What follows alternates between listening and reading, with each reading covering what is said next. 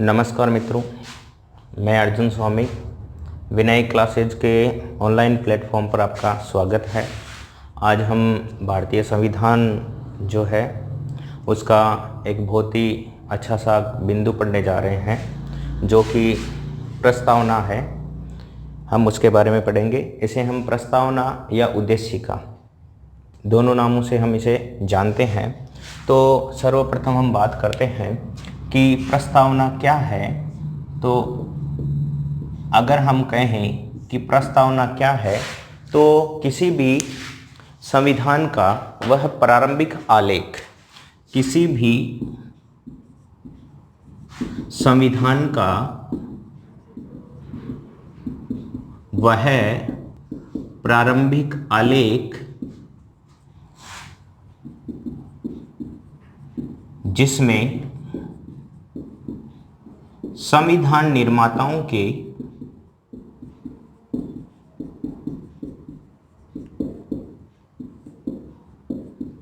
विचार दृष्टिगोचर होते हैं,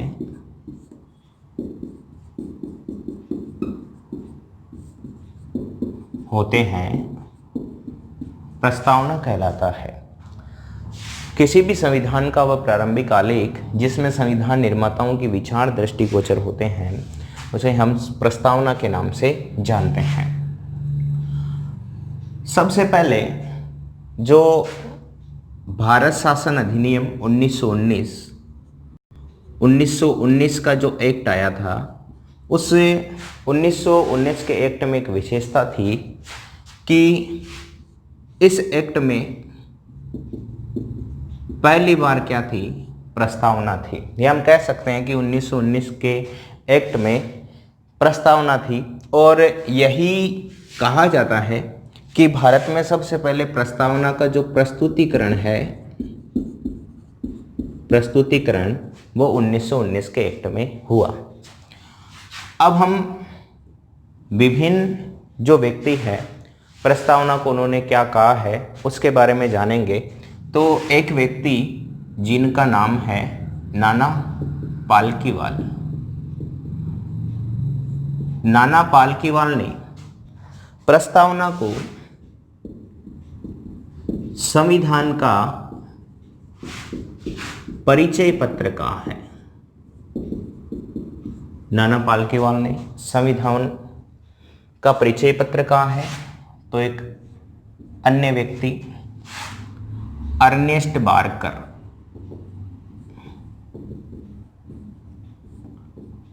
बार्कर ने संविधान की कुंजी कहा है।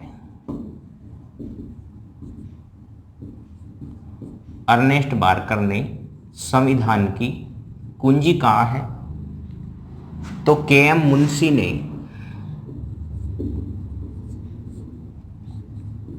संविधान की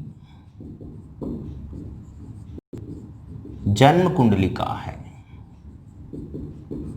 के.एम. मुंशी ने संविधान की जन्म कुंडली कहा है और प्रस्तावना को संविधान का प्रवेश द्वार व दर्पण भी कहते हैं। प्रस्तावना को संविधान का प्रवेश द्वार और दर्पण भी कहते हैं। तो उस प्रस्तावना को ही संविधान की आत्मा भी कहते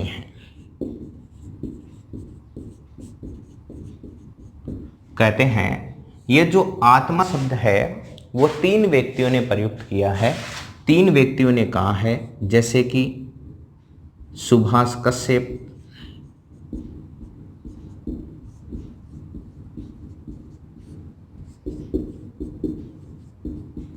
ठाकुरदास भार्गव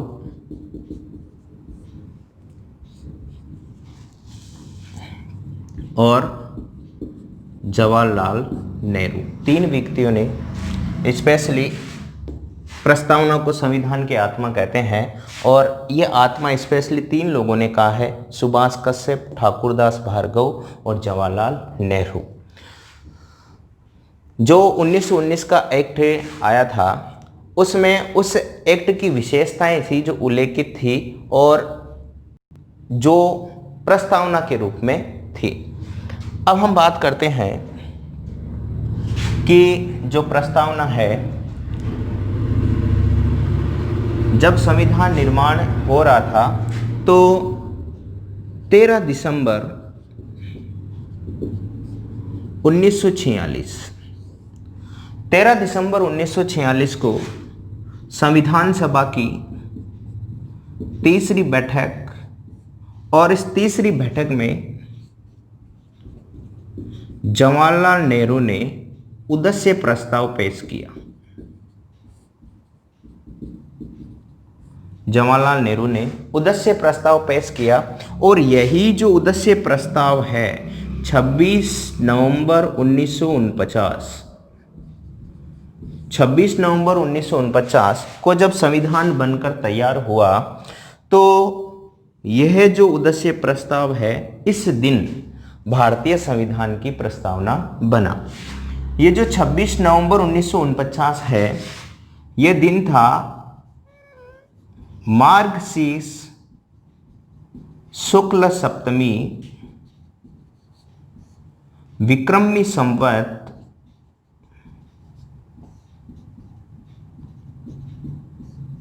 2006। बार बार ये प्रश्न पूछा गया है। 26 नवंबर 1949 का दिन, जिस दिन भारतीय संविधान बनकर तैयार हुआ, उस दिन क्या तिथि थी? तो उस दिन मार्गशीर्ष शुक्ल सप्तमी विक्रमी संवत 2006 का दिन था। इसके बाद हम चलते हैं आगे कि जो भारतीय संविधान की प्रस्तावना है, इस प्रस्तावना पर 4 राष्ट्रों का प्रभाव है। प्रस्तावना पर 4 राष्ट्रों का प्रभाव है। 4 ऐसे देश हैं जिनका प्रभाव भारतीय संविधान की प्रस्तावना पर है। बात करें हम तो रूस से भारतीय प्रस्तावना में न्याय शब्द लिया गया है। दूसरे देश की बात करें हम, ऑस्ट्रेलिया, तो यहाँ से प्रस्तावना की भाषा ली गई है। और तीसरे की बात करें हम तो अमेरिका, यहाँ से लिया गया है हम भारत के लोग। प्रस्तावना में जो प्रयुक्त लाइन है हम भारत के लोग, वो कहाँ से ली गई है? अमेरिका से।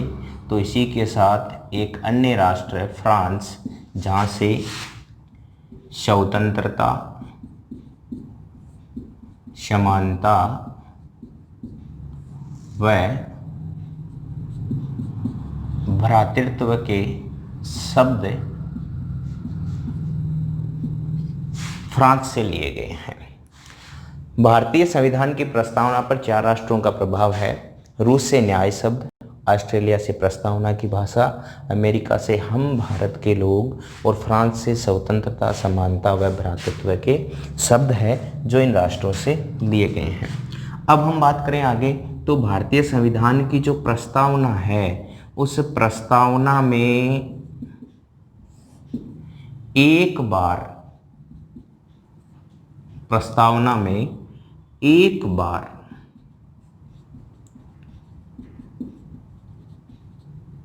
संशोधन हुआ है। एक बार संशोधन तो वो कब हुआ? 42वां संविधान संशोधन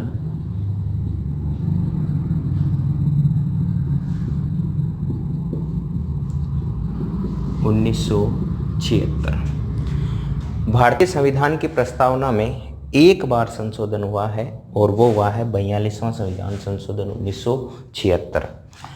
प्रस्तावना में 2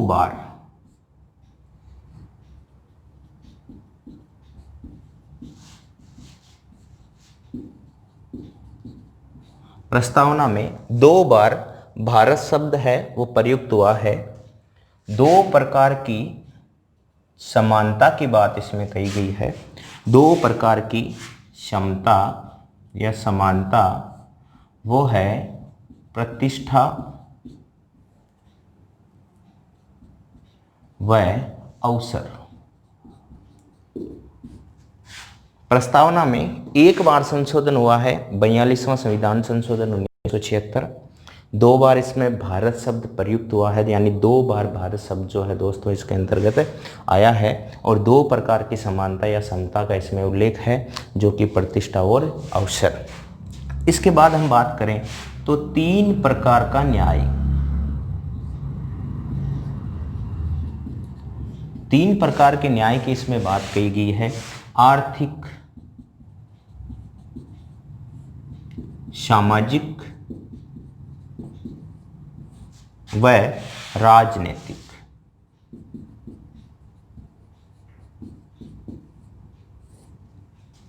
तीन प्रकार का न्याय, आर्थिक, सामाजिक व राजनीतिक। तो 5 प्रकार की स्वतंत्रता का उल्लेख है। 5 प्रकार की स्वतंत्रता, 5 प्रकार की स्वतंत्रता है। धर्म, विचार, अभिव्यक्ति,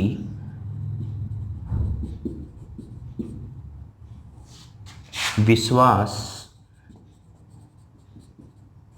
और उपासना।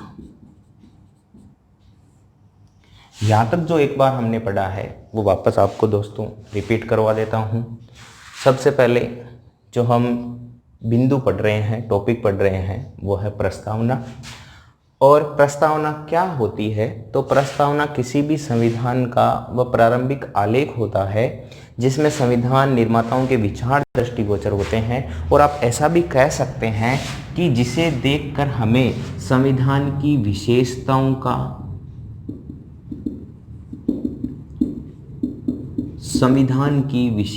का ज्ञान होता है। जिसे देखकर हमें संविधान की विशेषताओं का ज्ञान होता है, उसे क्या कहते हैं हम? प्रस्तावना। तो प्रस्तावना के लिए विभिन्न लोगों ने अलग अलग कहा है। नाना पालकीवाल ने संविधान का परिचय पत्र कहा है, तो अर्नेस्ट बारकर ने संविधान की कुंजी कहा है, के.एम. मुंशी ने संविधान की जन्म कुंडली बताया है। प्रस्तावना को ही संविधान का प्रवेश द्वार और दर्पण कहते हैं, तो प्रस्तावना को ही संविधान की आत्मा कहते हैं। और ये आत्मा जो शब्द है सुभाष कश्यप, ठाकुरदास भार्गव और जवाहरलाल नेहरू ने प्रयुक्त किया है, यानी इन लोगों ने कहा है। ध्यान रखिएगा कि सबसे पहले भारत में जो प्रस्तावना का प्रस्तुतिकरण हुआ वो भारत शासन अधिनियम यानी जो 1919 का जो एक्ट था उसके अंतर्गत जो प्रस्तावना है वो आई थी, या उसके अंदर उस एक्ट की विशेषता थी कि उसमें प्रस्तावना का उल्लेख था। 13 दिसंबर 1946 को जो संविधान सभा की तीसरी बैठक थी, तो उस तीसरी बैठक में जवाहरलाल नेहरू ने एक प्रस्ताव पेश किया जिसे उद्देश्य प्रस्ताव के नाम से जाना जाता है। यही उद्देश्य प्रस्ताव आगे चलकर 26 नवंबर 1949 को भारतीय संविधान की प्रस्तावना बनता है। यानी भारतीय संविधान की प्रस्तावना कहाँ से बन रही है? तो ये जवाहरलाल नेहरू का जो उद्देश्य प्रस्ताव है वो 26 नवंबर 1949 को आगे चलकर भारतीय संविधान की प्रस्तावना बनता है। और इस दिन जो तिथि थी वो थी मार्गशीर्ष शुक्ल सप्तमी और विक्रमी संवत 2006। अब हम बात करते हैं आगे। तो भारतीय संविधान की जो प्रस्तावना उस पर 4 राष्ट्रों का प्रभाव है। रूस से न्याय शब्द लिया गया है, ऑस्ट्रेलिया से प्रस्तावना की भाषा ली गई है, अमेरिका से हम भारत के लोग, और फ्रांस से स्वतंत्रता, समानता और भ्रातृत्व के जो शब्द है वो लिए गए हैं। भारतीय संविधान की जो प्रस्तावना है उसमें एक बार संशोधन हुआ है, वो हुआ है 42वां संविधान संशोधन 1976। 2 बार भारत शब्द प्रयुक्त हुआ है और 2 प्रकार की इसमें समानता या समता की बात कही गई है, प्रतिष्ठा और अवसर की। 3 प्रकार के न्याय की बात कही गई है, आर्थिक, सामाजिक और राजनीतिक। 5 प्रकार के इसमें स्वतंत्रता का उल्लेख है, धर्म, विचार, अभिव्यक्ति, विश्वास और उपासना। अब आप इसका स्क्रीनशॉट ले सकते हैं, फिर हम आगे चलते हैं। ओके दोस्तों, ले लिया होगा आपने स्क्रीनशॉट। अब हम आगे चलते हैं।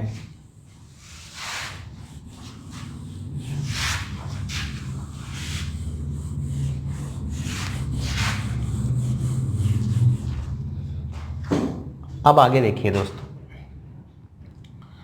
भारतीय जो संविधान है इससे संबंधित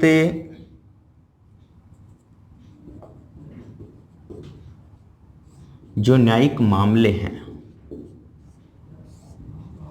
भारतीय संविधान की जो प्रस्तावना है, इस प्रस्तावना से संबंधित 3-4 न्यायिक मामले वे हैं, या हम कह सकते हैं कि प्रस्तावना को लेकर न्यायालय में कुछ विवाद उठे हैं, और वो विवाद कौन कौन से हैं हम उसके बारे में चर्चा करते हैं। तो जो न्यायिक मामले हैं प्रस्तावना संबंधी, वो प्रस्तावना संबंधी जो न्यायिक मामले हैं उनके हम बात करते हैं। पहला 1957, और 1957 में जो न्यायिक मामला उठा मदन गोपाल बनाम भारत संघ, और न्यायिक मामला मुख्य जो बात थी वो क्या थी, तो बात ये थी, क्या प्रस्तावना संविधान का भाग है, या ऐसा कह सकते हैं कि ऐसा प्रश्न उठा, आप ऐसा मान लीजिए कि मुख्य जो प्रश्न था वो क्या था। तो मुख्य प्रश्न ये था, क्या प्रस्तावना संविधान का भाग है। तो ये जो न्यायिक मामले हैं ये जो है कोर्ट के कौन कौन से हैं, तो पहला 1957 मदन गोपाल बनाम भारत संघ, और इसमें जो कोर्ट का निर्णय आया वो निर्णय ये था कि प्रस्तावना न्यायालय द्वारा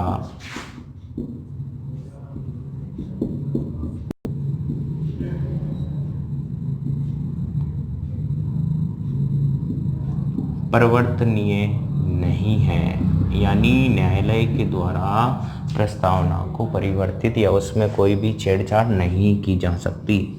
दूसरा जो विवाद है वो 1960, जिसे बेरुवाड़ी के नाम से जाना जाता है। एक्चुअल में दोस्तों बेरुवाड़ी एक जगह का नाम है, और इस जो वाद है, इस वाद में जो निर्णय दिया गया वो निर्णय ये दिया गया कि प्रस्तावना संविधान का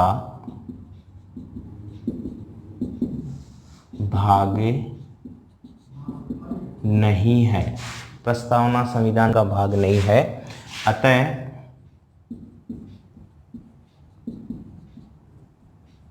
संशोधन नहीं किया जा सकता।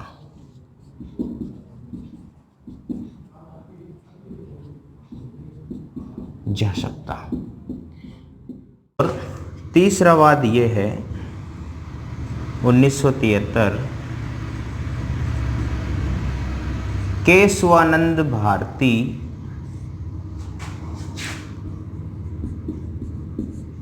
बनाम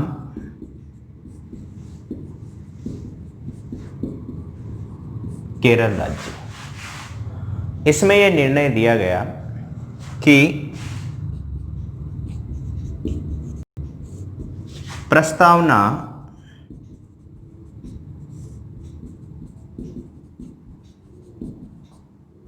संविधान का भाग है,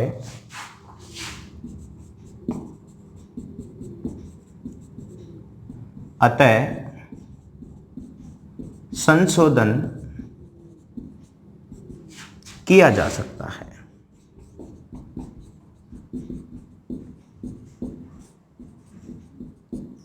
प्रस्तावना संविधान का भाग है, अतः संशोधन किया जा सकता है। दोस्तों ये भी ध्यान रखें, एक आर्टिकल अनुच्छेद 137 137 के तहत ये कहा गया है कि SC supreme court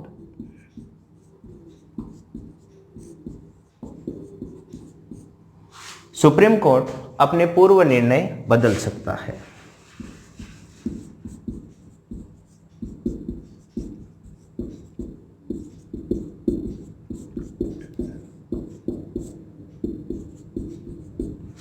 supreme court अपने पूर्व निर्णय बदल सकता है अनुच्छेद 137 के तहत।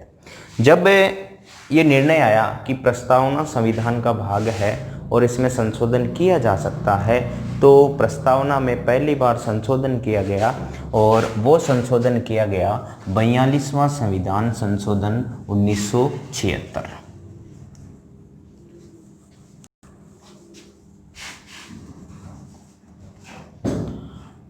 संशोधन किया गया 42वां संविधान संशोधन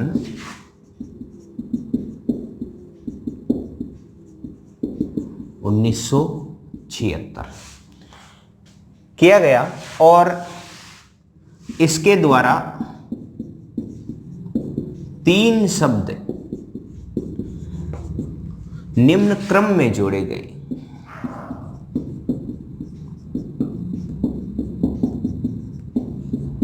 याद रखिए दोस्तों, यहां से बहुत बार प्रश्न है वो पूछा जाता है और प्रश्न ये पूछा जाता है कि जो 3 शब्द जोड़े गए हैं, जैसे कि पहला जो शब्द है वो शब्द है समाजवादी, दूसरा जो शब्द है वो है पंथ निरपेक्ष और तीसरा है अखंडता।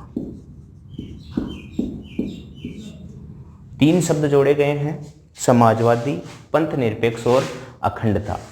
इन तीनों शब्दों का क्रम पूछा जाता है और कभी कभी ये भी पूछा जाता है कि 42वें संविधान संशोधन के द्वारा कौन सा शब्द जोड़ा गया है या कौन सा शब्द नहीं जोड़ा गया है। तो ऐसे प्रश्न यहाँ से उठते हैं। और ये जो हमने यहाँ पढ़ा है कि नाना पालकीवाल ने क्या कहा है, अर्नेस्ट बारकर ने क्या कहा है, के.एम. मुंशी ने क्या कहा है, संविधान का प्रवेश द्वार किसे कहते हैं, संविधान की आत्मा किसे कहते हैं, ये सारी चीज़ें भी कई बार पूछी गई है। न्यायिक मामले मुख्यतः कभी कभार पूछे जाते हैं, लेकिन आपको ध्यान रखना है कि कौन कौन से न्यायिक मामले हैं। अब हम बात करते हैं कि ये जो 3 शब्द है, समाजवादी, पंथ निरपेक्ष और अखंडता, तो समाजवादी क्या है? तो समाजवादी एक ऐसी व्यवस्था है जिसमें सार्वजनिक वस्तुओं का वितरण इस प्रकार से किया जाए कि वो सबके लिए समान रूप से लाभकारी सिद्ध हो। सार्वजनिक वस्तुओं का वितरण इस प्रकार से किया जाना चाहिए कि वो सबके लिए समान रूप से लाभकारी सिद्ध हो, तो इस व्यवस्था को ही समाजवाद या समाजवादी कहते हैं। दूसरा है पंथ निरपेक्ष। पंथ निरपेक्ष का मतलब जैसे मैं एक प्रश्न करूं कि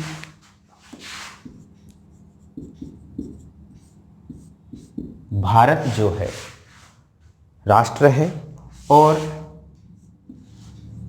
इस राष्ट्र का धर्म क्या है? तो जैसे कि नेपाल हिंदू राष्ट्र है, पाकिस्तान मुस्लिम राष्ट्र है, वैसे भारत जो है ना हिंदू राष्ट्र है ना मुस्लिम राष्ट्र है। क्यों? यानी भारत जो है इसका स्वयं का कोई भी पंथ या धर्म नहीं है, अर्थात भारत पंथ निरपेक्ष राष्ट्र है। भारत का स्वयं का कोई धर्म नहीं है, भारत सभी धर्मों को मान्यता देता है। तीसरा जो शब्द है वो है अखंडता। तो इसके लिए भी हम एक प्रश्न से समझते हैं कि अखंडता क्या है।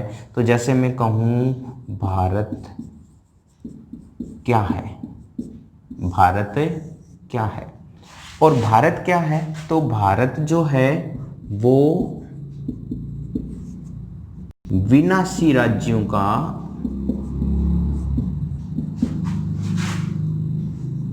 अविनाशी संघ है।